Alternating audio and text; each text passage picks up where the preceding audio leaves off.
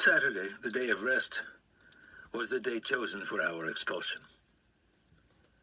The night before we had sat down to the traditional Friday night meal, we had said the customary blessings over the bread and the wine, and swallowed the food in silence. We sensed Saturday, the day of rest, was the day chosen for our expulsion. The night before we had sat down to the traditional Friday night meal, we had said the customary blessings over the bread and the wine, and swallowed the food in silence. We sensed that we were gathered. Saturday, the day of rest, was the day chosen for our expulsion. The night before we had sat down to the traditional Friday night meal, we had said the customary blessings over the bread and the wine, and swallowed the food in silence. We sensed that we were gathered around the familial table for the last time. I spent that night going over memories and ideas and was unable to fall asleep. At dawn, we were in the street, ready to leave. This time there were no Hungarian police. It had been agreed that the Jewish Council would handle everything by itself. Our convoy headed toward the main synagogue. The town seemed deserted, but behind the shutters, our friends of yesterday were probably waiting for the moment when they could loot our homes. The synagogue resembled a large railroad station, baggage and tears. The altar was shattered, the wall coverings shredded, the walls themselves bare. There were so many of us we could hardly breathe. The 24 hours we spent there were horrendous. The men were downstairs, the women upstairs. It was Saturday, the Sabbath. And it was as though we were there to attend services. Forbidden to go outside, people relieved themselves in a corner. The next morning we walked toward the station where a convoy of cattle cars was waiting. The Hungarian police made us climb into the cars, 80 persons in each one. They handed us some bread, a few pails of water. They checked the bars on the windows to make sure they would not come loose. The cars were sealed. One person was placed in charge of every car. If someone managed to escape, that person would be shot. 2 Gestapo officers strolled down the length of the platform. They were all smiles. All things considered, it had gone very smoothly. A prolonged whistle pierced the air. The wheels began to grind. We were on our way. Lying down was not an option, nor could we all sit down. We decided to take turns sitting. There was little air. The lucky ones found themselves near a window. They could watch the blooming countryside flit by. After 2 days of travel, thirst became intolerable, as did the heat. Freed of normal constraints, some of the young let go of their inhibitions and, under cover of darkness, caressed one another without any thought of others, alone in the world. The others pretended not to notice. There was still some food left, but we never ate enough to satisfy our hunger. Our principle was to economize, to save for tomorrow. Tomorrow could be worse yet. The train stopped in Kashau, a small town on the Czechoslovakian border. We realized then that we were not staying in Hungary. Our eyes opened, too late. The door of the car slid aside.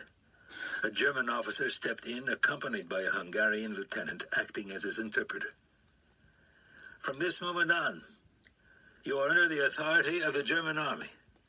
Anyone who still owns gold, silver, or watches must hand them over now. Anyone who will be found to have kept any of these will be shot on the spot. Secondly, anyone who is ill should report to the hospital car. That's all. The Hungarian lieutenant went around with a basket and retrieved the last possessions from those who chose not to go on tasting the bitterness of fear. There are 80 of you in the car, the German officer added. If anyone goes missing, you will all be shot, like dogs. The 2 disappeared. The doors clanked shut. We had fallen into the trap, up to our necks. The doors were nailed, the way back irrevocably cut off. The world had become a hermetically sealed cattle car.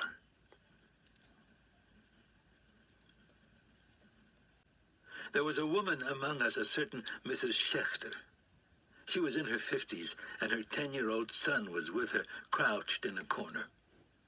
Her husband and 2 older sons had been deported with the first transport by mistake.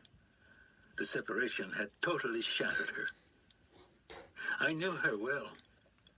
A quiet, tense woman with piercing eyes. She had been a frequent guest in our house. Her husband was a pious man who spent most of his days and nights in the house of study. It was she who supported the family. Mrs. Schechter had lost her mind. On the first day of the journey, she had already begun to moan. She kept asking why she had been separated from her family. Later, her sobs and screams became hysterical. On the 3rd night, as we were sleeping, some of us sitting, huddled against each other, some of us standing, a piercing cry broke the silence. "Fire! I see a fire! I see a fire!" There was a moment of panic. Who had screamed? It was Mrs. Schechter. Standing in the middle of the car, in the faint light filtering through the windows, she looked like a withered tree in a field of wheat. She was howling, pointing through the window. Look at this fire! This terrible fire! Have mercy on me!" Some pressed against the bars to see. There was nothing, only the darkness of night. It took us a long time to recover from this harsh awakening. We were still trembling, and with every screech of the wheels, we felt the abyss opening beneath us. Unable to still our anguish, we tried to reassure each other. "She is mad, poor woman." Someone had placed a damp rag on her forehead, but she nevertheless continued to scream, "Fire! I see a fire!" Her little boy was crying, clinging to her skirt, trying to hold her hand. "It's nothing, Mother. There's nothing there. Please sit down." He pained me even more than did his mother's cries. Some of the women tried to calm her. "You'll see, you'll find your husband and sons again in a few days." She continued to scream and sob fitfully. "Jews, listen to me," she cried. "I see a fire. I see flames, huge flames." It was as though she were possessed by some evil spirit. We tried to reason with her, more to calm ourselves, to catch our breath than to soothe her.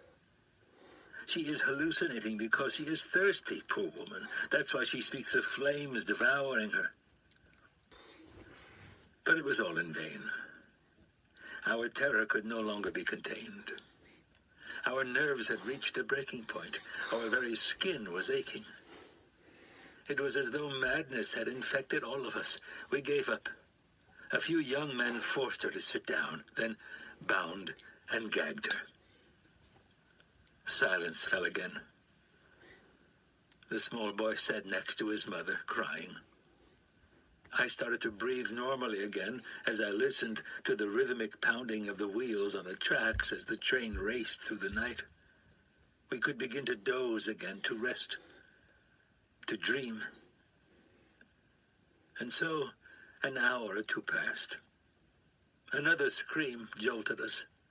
The woman had broken free of her bonds and was shouting louder than before. "Look at the fire! Look at the flames! Flames everywhere!" Once again, the young men bound and gagged her. When they actually struck her, people shouted their approval. "Keep her quiet! Make that madwoman shut up! She's not the only one here!" She received several blows to the head, blows that could have been lethal. Her son was clinging desperately to her, not uttering a word. He was no longer crying. The night seemed endless. By daybreak, Mrs. Schechter had settled down. Crouching in her corner, her blank gaze fixed on some faraway place, She no longer saw us. She remained like that all day, mute, absent, alone in the midst of us. Toward evening, she began to shout again, "The fire! Over there!" She was pointing somewhere in the distance, always the same place. No one felt like beating her anymore. The heat, the thirst, the stench, the lack of air were suffocating us. Yet all of that was nothing compared to her screams, which tore us apart. A few more days, and all of us would have started to scream.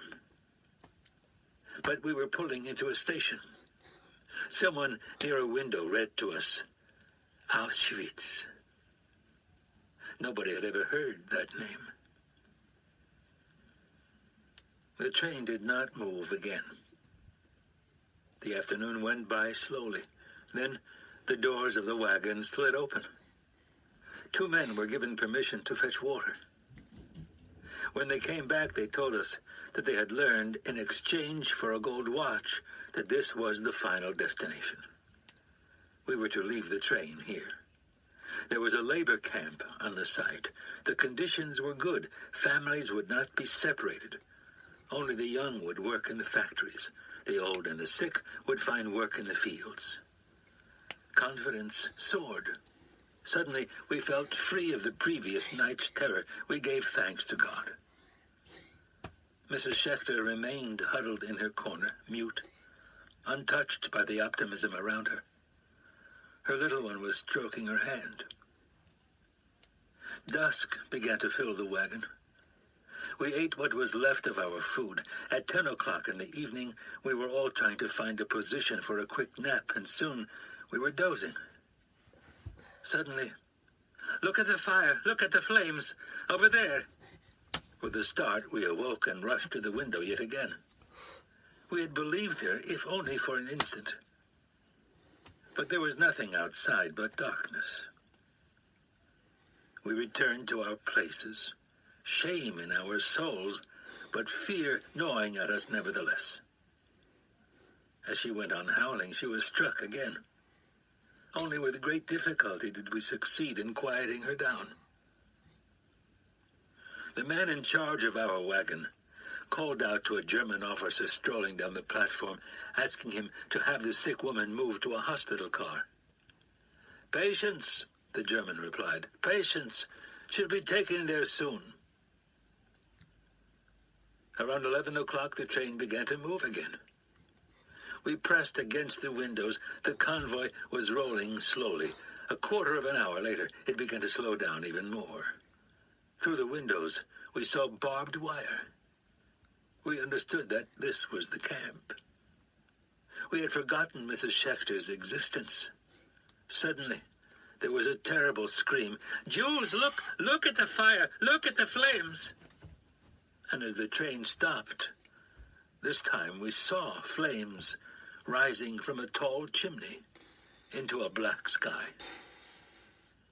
Mrs. Schechter had fallen silent on her own.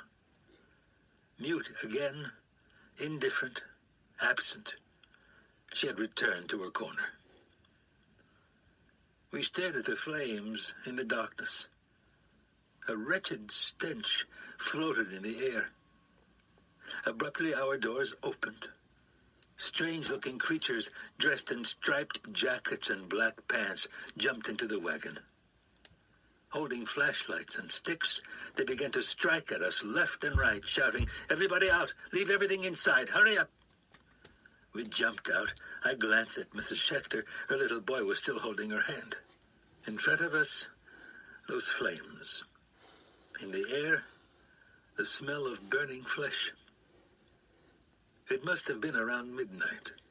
We had arrived in Birkenau. Objects that we had carried with us from place to place were now left behind in the wagon, and with them, finally, our illusions. Every few yards there stood an SS man, his machine gun trained on us. Hand in hand we followed the throng. An SS came toward us wielding a club. He commanded, Men to the left, women to the right. 8 words, spoken quietly, indifferently, without emotion. 8 simple, short words. Yet that was the moment when I left my mother. There was no time to think, and I already felt my father's hand press against mine. We were alone. In a fraction of a second, I could see my mother, my sisters, move to the right. Zipporah was holding Mother's hand. I saw them walking farther and farther away. Mother was stroking my sister's blonde hair as if to protect her. And I walked on with my father, with the men.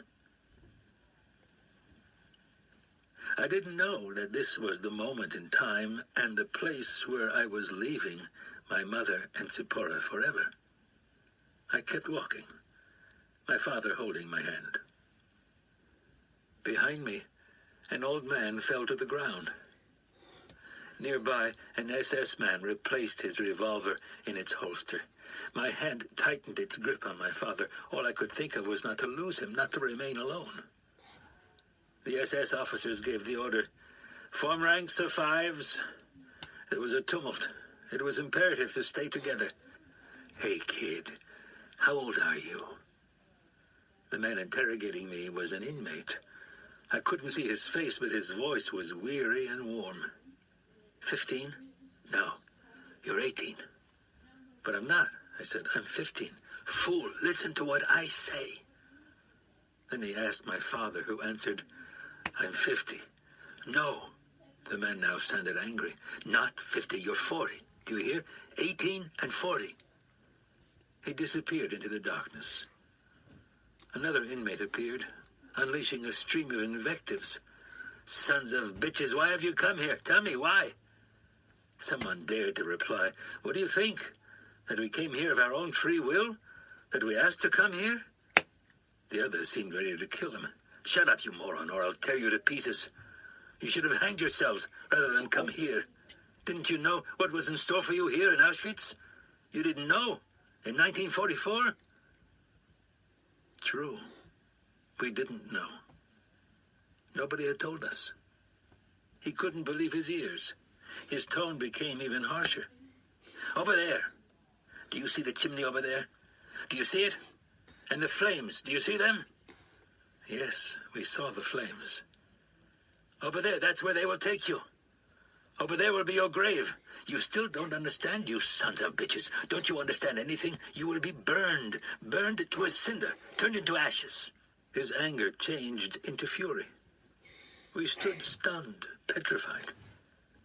Could this be just a nightmare? An unimaginable nightmare.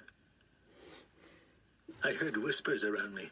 We must do something. We can't let them kill us like that, like cattle in the slaughterhouse. We must revolt. There were among us a few tough young men. They actually had knives and were urging us to attack the armed guards. One of them was muttering, let the world learn about the existence of Auschwitz. Let everybody find out about it while they still have a chance to escape. But the older men begged their sons not to be foolish. We mustn't give up hope. Even now, as the sword hangs over our heads, so taught our sages. The wind of revolt died down. We continued to walk until we came to a crossroads. Standing in the middle of it was, though I didn't know it then, Dr. Mengele, the notorious Dr. Mengele. He looked like the typical SS officer, a cruel, though not unintelligent face, complete with monocle. He was holding a conductor's baton and was surrounded by officers. The baton was moving constantly, sometimes to the right, sometimes to the left. In no time, I stood before him. Your age? He asked, perhaps trying to sound paternal. I'm 18. My voice was trembling. In good health? Yes. Your profession?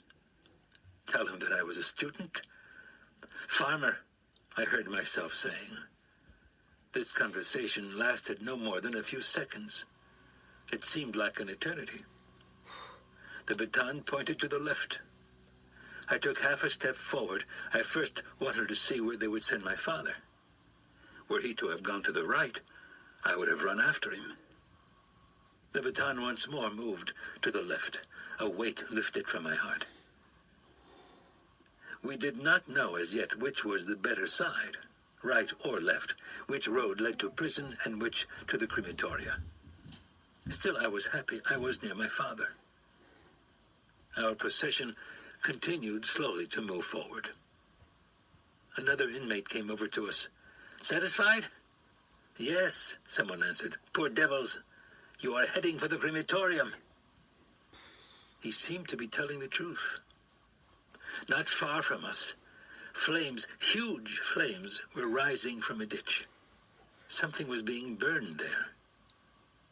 A truck drew close and unloaded its hold. Small children. Babies. Yes, I did see this with my own eyes. Children thrown into the flames. Is it any wonder that ever since then, sleep tends to elude me? So that was where we were going. A little farther on, there was another, larger pit for adults. I pinched myself. Was I still alive? Was I awake? How was it possible that men, women, and children were being burned, and that the world kept silent? No, all this could not be real. A nightmare, perhaps. Soon I would wake up with a start, my heart pounding, and find that I was back in the room of my childhood, with my books. My father's voice tore me from my daydreams. What a shame. A shame that you did not go with your mother. I saw many children your age go with their mothers. His voice was terribly sad. I understood that he did not wish to see what they would do to me. He did not wish to see his only son go up in flames. My forehead was covered with cold sweat. Still, I told him that I could not believe that human beings were being burned in our times. The world would never tolerate such crimes. The world is not interested in us. Today, everything is possible, even the crematoria. His voice broke. Father, I said, if that is true, then I don't want to wait. I'll run into the electrified barbed wire. That would be easier than a slow death in the flames. He didn't answer. He was weeping. His body was shaking. Everybody around us was weeping. Someone began to recite Kaddish, the prayer for the dead. I don't know whether during the history of the Jewish people men have ever before recited the Kaddish for themselves. Yiskadal v'yiskadash Shemei Rabo. May his name be celebrated and sanctified, whispered my father. For the first time, I felt anger rising within me. Why should I sanctify his name? The Almighty, the eternal and terrible Master of the universe, chose to be silent. What was there to thank him for? We continued our march. We were coming closer and closer to the pit from which an infernal heat was rising. 20 more steps. If I was going to kill myself, this was the time. Our column had only some 15 steps to go. I bit my lips so that my father would not hear my teeth chattering. 10 more steps. 8. 7. We were walking slowly as one follows a hearse. Our own funeral procession. Only 4 more steps. 3. There it was now. very close to us, the pit and its flames. I gathered all that remained of my strength in order to break rank and throw myself onto the barbed wire. Deep down, I was saying goodbye to my father, to the whole universe, and against my will, I found myself whispering the words, Yiskadal v'yiskadash shemei Rabo, may his name be exalted and sanctified. My heart was about to burst. There, I was face to face with the angel of death. No. 2 steps from the pit, we were ordered to turn left and herded into barracks. I squeezed my father's hand. He said, "Do you remember Mrs. Schechter in the train?"